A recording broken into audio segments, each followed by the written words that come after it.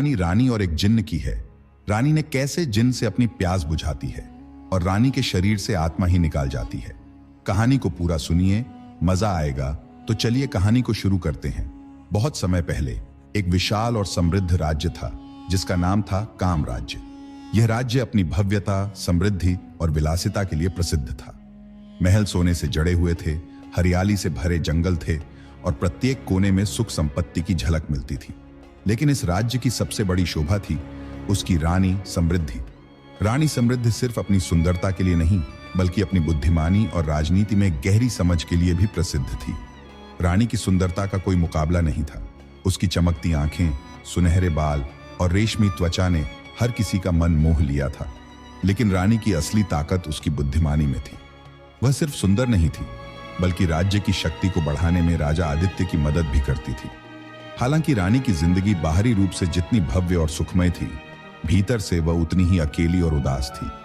राजा आदित्य एक मेहनती और न्यायप्रिय शासक था, लेकिन वह अपने राज्य की जिम्मेदारियों में इतना व्यस्त था कि वह अपनी पत्नी को समय नहीं दे पाता था।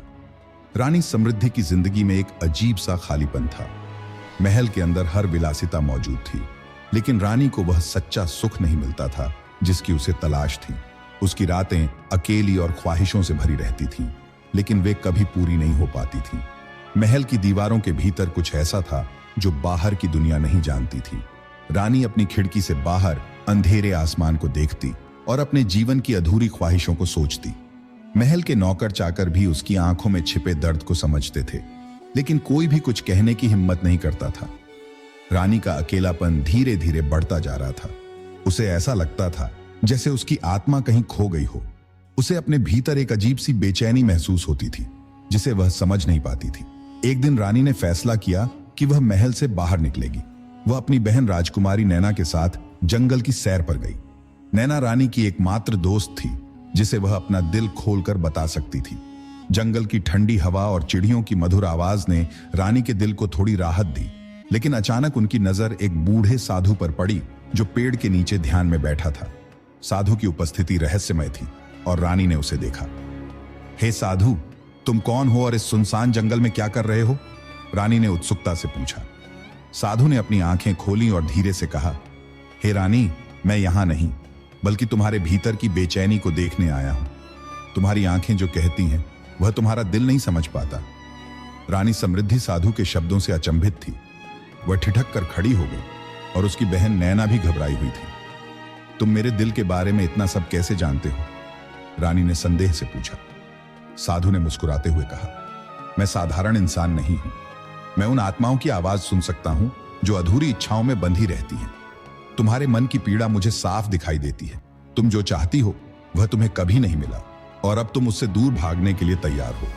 रानी को यह सुनकर ऐसा लगा जैसे साधु उसकी आत्मा के भीतर झांक रहा हो। उसने अपनी पीड़ा छिपाते हुए कहा, अगर तुम सब कुछ जानते हो तो बताओ कि मेरी इस बेचैनी का हल क्या है? साधु ने अपनी झोली से एक चमकीला चिराग निकाला।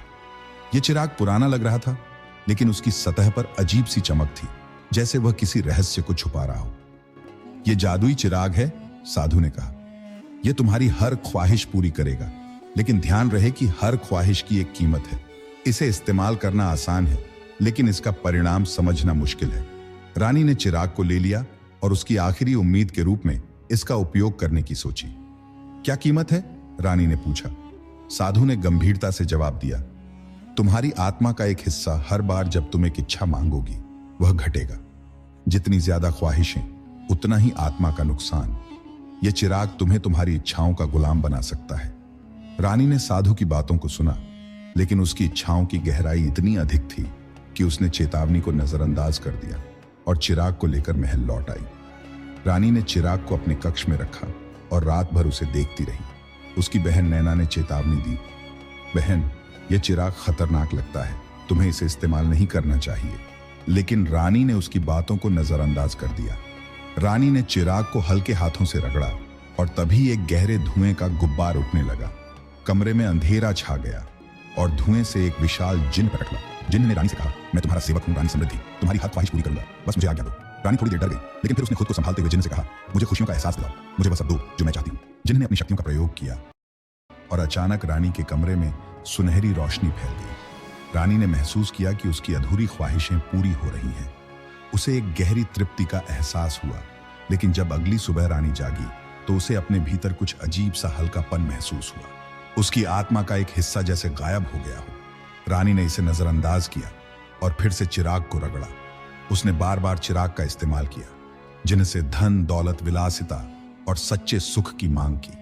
महल अब सोने और रत्नों से भरा हुआ था, लेकिन जैसे जैसे रानी अपनी इच्छाओं को पूरा करती गई, उसकी आत्मा खोती गई।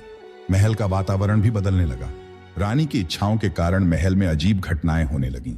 नौकर चाकरों ने कहा कि महल में परछाइयां चलने लगीं और रात को किसी के रोने की आवाजें आती थीं। रानी का व्यवहार भी बदलने लगा। वह अब महल में अकेले ज्यादा समय बिताने लगी। एक दिन रानी ने जिन्न से आखिरी ख्वाहिश की, मुझे अमर बना दो, मैं हमेशा के लिए जवान और सुंदर रहना चाहती हूं। जिन्न ने अपनी शक्तियों का इस्तेमाल किया और रानी की खूबसूरती को बढ़ा दिया, लेकिन इसके साथ ही उसकी आत्मा का एक बड़ा हिस्सा भी खत्म हो गया। रानी को अब महसूस होने लगा कि उसकी इच्छाओं के बावजूद वह अंदर से खाली होती जा रही है।